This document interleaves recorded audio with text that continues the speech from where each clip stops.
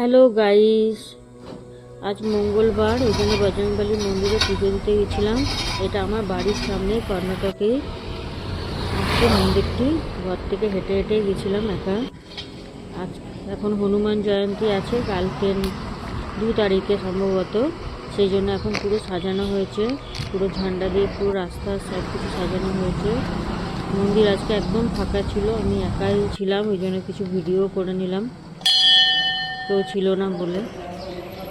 মানে পুজো টুজো করলাম, হনুমান চল্লিশা পড়লাম, দিয়ে বাড়ি চলে এলাম। আমার বাড়ি থেকে একদম 5 মিনিট হাঁটা রাস্তা, একদম বাড়ির সামনেই মন্দিরটা। মনটা খুব ভালো লাগে, সকাল সকাল চান টান করে পুজো করলে খুব শান্তি লাগে, মনটা খুব ভালো লাগে।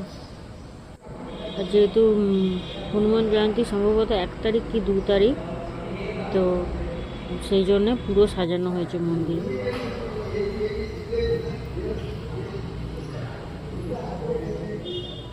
আমি বসে কিছুক্ষণ হনুমান চল্লিশা পড়ে নিলাম, খুব ভালো লাগলো, সকালটা খুব ভালো গেল। সবাই ভালো থাকবে, সুস্থ থাকবে। আমার পুজো হয়ে গেছে, এবার আমি বাড়ি ফিরে যাব।